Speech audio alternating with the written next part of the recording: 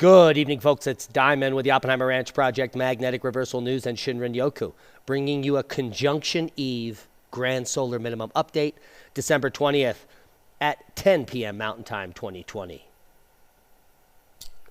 The models are in, and there will be a white Christmas moving across the United States as we enter ho-ho-ho time. Mother Nature delivers an Arctic blast for Christmas, just in time for Santa to get vaccinated. Blast of cold air grips the Northeast with fresh snow as Christmas storm approaches. Keep calm. It's boom time. Take a look at the lows and the wind chills yesterday in Alaska. Kiss my. Howard Pass, minus 71. Arctic Village, minus 63. Inuktitut Pass, minus 61. Eagle Summit, minus 51. Galena, minus 51. Eagle, minus 46. And that doesn't end there. Fairbanks was minus 35. Fort Yukon was a nipply minus 42. Sign of the times. Cold front could cause South Florida's chilliest Christmas in decades, and we'll get to the models. And it's looking midday frigid for the 25th in Florida. Mother Nature will deliver an Arctic blast for Christmas in places that don't need it. And we'll get to that on the models. And let's talk about the Christmas week storm. Cross-country Christmas storm likely to have severe impacts across the East Coast, and the biggest impacts are not going to be the snow and the cold associated with it. It will be the rain in front. This is a massive front that's going to go all the way from Canada down here to the Caribbean, and there will be a massive rain front here. Heaviest rain from Buffalo to Raleigh, and we know that these regions up here got 40 inches of snow. So if they're going to get inundated with rain prior to the snow event on Christmas, it will be a holiday season that will not be so pleasing. Let's talk about the cold temperatures first. We're looking at the current temperature right now, according to many sources, including the GFS 2-meter air temperature. And you can see that inside the red line is freezing temps. So let's just move it through your Sunday. And you could see this huge subarctic piece of air bubbling through. Now, a storm's going to move starting tomorrow through the Northwest, down through the Midwest, and then back up here through Christmas Day. But let's just look at the temperatures. Here's your Monday. It's going to be a fun day. And then your Tuesday, which will be your lose day up in New England and in the West, where it will be freezing cold. And then Wednesday, the 23rd, look at this subarctic bulge coming all the way down to the States. And that is going to penetrate right here, Wednesday, the 23rd. And there's that meridional flow pushing down that Arctic air from the Arctic Circle. Minus 20 in Minnesota. Say it ain't soda. Minus 20 in North Dakota as well. And that will even be in the minus 20 pluses. But what we want to look at is December 24th as this plume pushes down. Look at the temperatures here. This is Christmas Day at midnight when Santa delivers the toys. This is Christmas morning when you wake up to open the toys, 54 in southern Florida. And this is noon, Christmas Day. Temperatures below 50, maybe all the way into the Keys. Absolutely insane. These are the midday temperatures for Christmas Day in Florida. 46 at Fort Myers. Yeah, and freezing. Midday freezing in Florida. Hello. Now let's look at the snow totals. The GFS model is showing that storm dipping down here in the Northwest, and it's going to move east, and it's going to bring its snow with it through the 23rd. Here's the 24th. There's going to be heavy rain to the south of this. We're only showing snow. And that's that heavy rain band moving east. Here is Christmas Eve, midnight, Christmas Day. So there will be snow Christmas Day after the event for most of the Northeast, all the way down here into Tennessee. Should be a fantastic Christmas. A weird pocket of snow up here in northwest Arizona that may not exist. And then the pattern is on for heavy snow across the Craton and the beginning of winter. And it will be a white winter. Now let's check out Europe. Same happening over here. Heavy snow moving into the Alps for Christmas. So here's your Christmas Eve, and then boom, It's a white Christmas in Germany, in France, a few places in Spain, but most of the region are going to see some kind of snowflakes. Take a look at that. Even the UK. Here's the 24th, 23rd, 24th, and 5th in the UK. So northern UK going to be having a white Christmas, and then it's game on. Look at Scandinavia. It's going to be picking up some heavy totals. Where's Greta when you need her? Shut up, Al! He says he's dating her. Buried under snow in a car for 10 hours. Here is your feel-good story for the Great Conjunction. Now, this poor guy, he did everything that was right. It was snowing 4 inches an hour. He pulled off to the side of the road in one of the regions that got the most snow from this system in the Northeast, and he ended up losing his power steering and falling into a ditch just right off the side of the road. He was literally a foot off the side of the road. Then the plows came by and buried him. Well, he kept calling 911 and staying vigilant, and they eventually, this guy sitting next to him saved his life, probably just a few hours from hypoxia or hypothermia, and he went up and down this 3-mile stretch of road for hours looking for this fella. And this state trooper deserves an award. He finally got a final triangulation by this address and went looking in the bank, saw an area that was a little higher than the rest. He thought might have been some mailboxes, and boom, lo and behold, they found the dude. And Kevin Cresson now owes everything to Sergeant Jason Cawley of the New York State Police Department.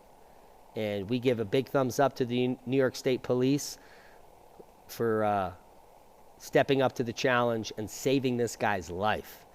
He was borderline hypothermic. His temperature had dropped. His feet were numb, but he has recovered fully. And that's the feel-good story of the day. M6.5 earthquake hits northeastern Japan. No tsunami warnings issued, and it was downgraded by the U.S. Downgrade Service. 6.3 now, kicking off in Hachihoi, Japan, according to the USGS. 200 orders of magnitude, lesser degree than what Kyoto News is reporting. But no other quakes of note. We have some interesting mid-cratonic activity around the world, including in Iran. Quake just kicking off here in Kuwait. Another one in Turkey. And here we have the tip of Africa pumping off a 3.6 in Botswana. A cacophony of quakes here in the fracking regions of Oklahoma make me vomit. And a big boomer that just came off the map here in Utah, I think, was around a 4.3 mag. So we're just waiting for the big boomer to come due to the Great Conjunction. And this is the primer event, the 6.3 in Japan, of what will be happening. Now, a month after the mysterious monolith was discovered in Utah, at least 87 more have appeared around the world. What say you? Is this a hoax? Yeah, it's not a hoax. It never was a hoax. It never was a thing until the media picked up on it and made it a thing. And all aspiring artists around the world and working in metallurgy and sculpture started pumping these things out like Tic Tacs. And they're everywhere. And they mean nothing. In fact, one artist is selling these for $30,000 each. Yeah, about $180 worth of material in about 6 hours and a buffer, and you get one of these babies. But for 30 grand, I'll make you one. That's the biggest scam in U.S. history other than the election. What will solar cycle 25 look like? Well, it will look like every other solar cycle with a different amplitude and dynamic. And Gremlin wants to come in right now, so just give me a second and I'll be right back. And we're back with the solar cycle 25 prediction. Now, this is coming out from NASA. And they're predicting that solar cycle 25 will have one single sunspot more than 24, meaning it's the same extremely low amplitude cycle. It would be the fourth in a decreasing number of cycles over the last 44 years. And this one, NASA is predicting at 115 sunspots. Solar cycle 24 that we just came off of had 114 sunspots. So the same cycle. Now what we're seeing is more of a dead sun than last cycle. We had a rapid uptick during the beginning of this movement into cycle 24. We had some major flares. We had some M flares and some potential geomagnetic storms at Earth, which didn't develop. But the sun is essentially spotless in the last few days. And if you look at the HMI continuum, it is a solar minimum sun. Now, some of the most embarrassing as well as telling things coming from this article reveal some things about people that we follow, including Ben Davidson over at Suspicious Observer. He has glommed on to Lisa Upton, who is quoted in this report here. Now, according to Lisa Upton, one of the leading solar scientists at NASA, she confirms that Solar Cycle 25 prediction panel confirms exactly what I just said. But she doesn't put a lot of faith in her work, first of all. So that's why I think that Upton is a sellout. But more importantly, if you read on in the article, it almost makes you want to vomit.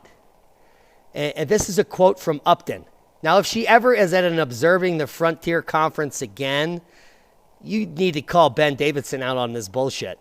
Why you would invite a global warming scientist to your conference to begin with is anyone's guess. She might be the leading solar scientist, but if she believes CO2 plant food warms the planet, then there has certainly some problems with her academic background and her belief system. And let me quote Lisa Upton. There is no indication that we are currently approaching a Maunder-type minimum in solar activity, Upton said.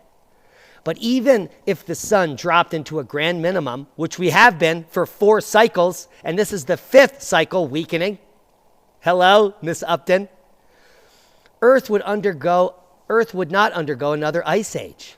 Not only do scientists theorize that the little ice age occurred for other reasons, so according to a solar scientist, the little ice age didn't occur because of a shutdown in the sun. It occurred for other reasons. But in our contemporary world of bullshit that she believes in, greenhouse gases will far surpass the sun's effects when it comes to changes in Earth's climate.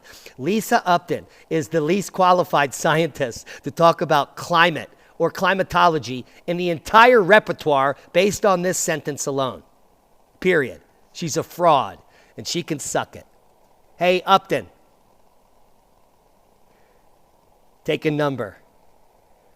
Alien hunters detect mystery signal coming from the closest star system. And this is Alpha Centauri system.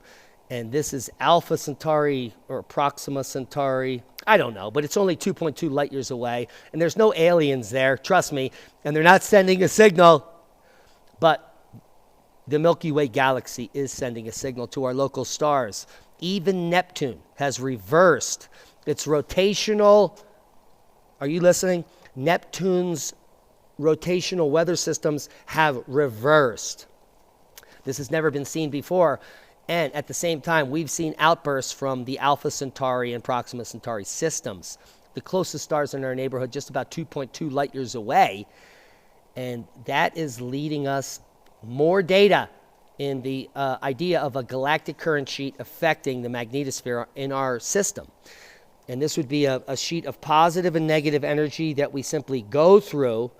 Now, in my studies in paleoclimatology, we've been looking for a mechanism that affects the Earth every 25,000 years, every 12,500 years. There's a half cycle. There's a low stand and a high stand, meaning a deep and a shallow water phases, which encompass 25,000 years. It's been repeating for almost 1 billion years. Definitely 600 million years in all basins worldwide. You can go look at it in quarries. And this pattern cannot be explained by the orbital perturbations put out by Milankovitch in the 40s and then glommed onto in the 80s and 90s. There is simply, and my biggest caveat when I came into graduate school was there are portions of Earth's geologic time period when we didn't have any glacial ice. So how in the world is a glacial cycle raising and falling the oceans? Something else is affecting these paleoclimates. And we now think the mechanism is the sun. But NASA's own top solar physicist, Lisa Upton, doesn't think so. In fact, the sun is so weak, human burning of fossil fuels will override the sun, according to NASA's top solar scientist. Oh, I couldn't be more embarrassed for her.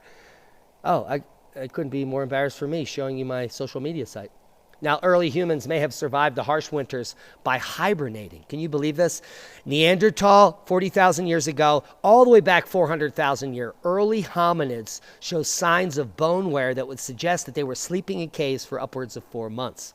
Not only that, the bone density and the growth rings on the bones also show rapid growth for half a year and slow growth for half a year. Were humans hibernating like bears? Yes, of course they were, because they learned from animals in their environment. And if all these animals sometime in September were collecting food, getting fat, and going into holes, and people were dying in grave numbers, well, humanity probably learned from them. That's where we got all of our herbal medicine from animals. Natives simply look at the animals. They look when bears are eating things, when they're sick. They go check out what that plant is. They call it bear medicine. You see the pattern here? Observation is the key to scientific endeavor. If you cannot observe it, you can't make it up, and a model certainly won't produce the facts. But we've been living for decades on models, computer models, which have all been wrong by factors of 500 or more.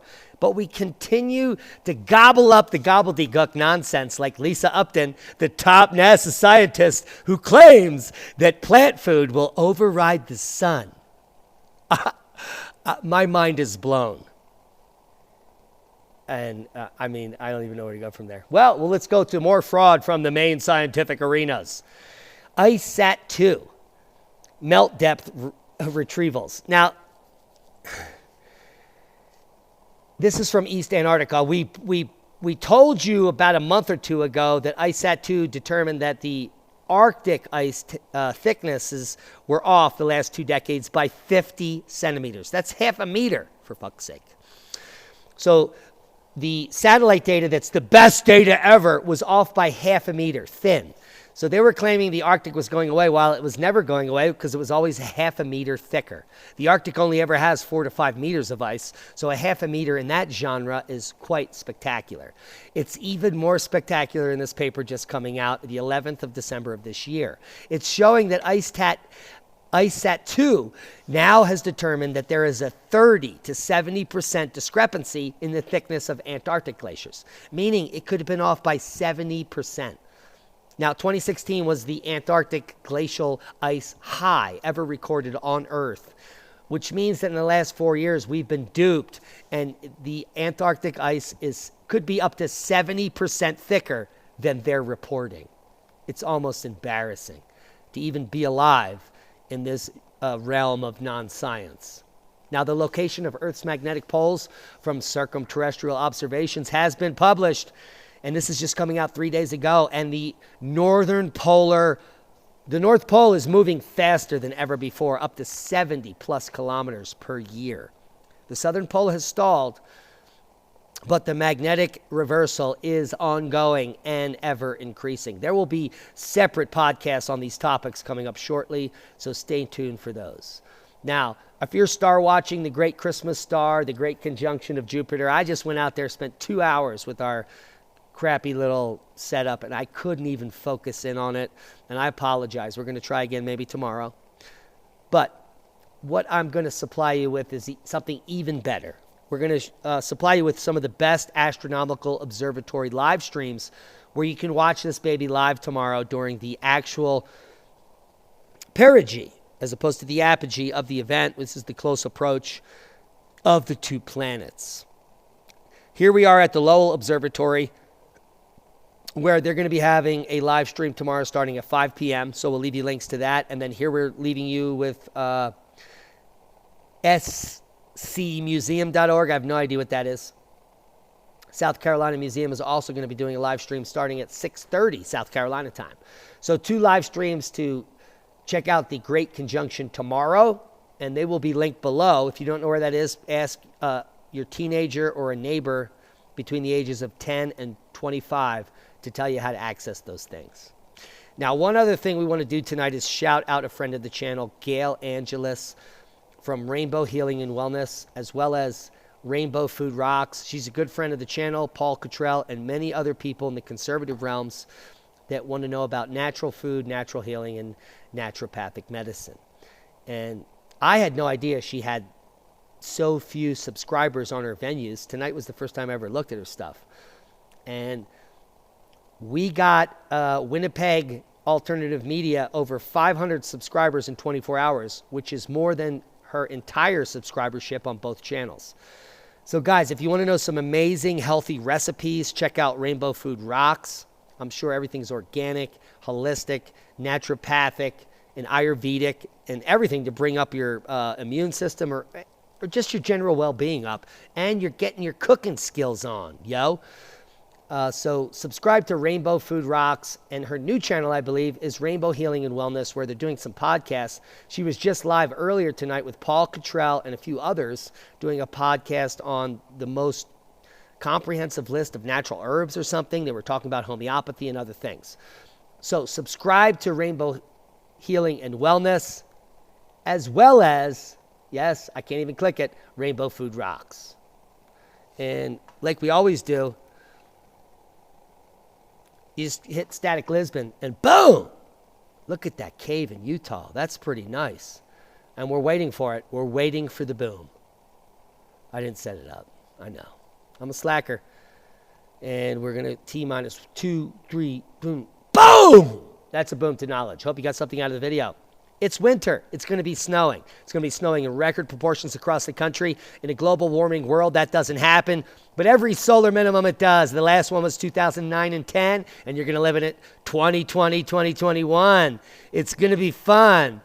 And we're going to keep sticking it to the man. We're going to keep sticking it to the warmists, especially Lisa Upton, the biggest fraud solar physicist ever that was at Observing the Frontier. I guarantee she was going to come to the next one. Hey, Ben, are you listening? I can't wait to see her at your next conference, if you ever have one. Hope you got something out of the video.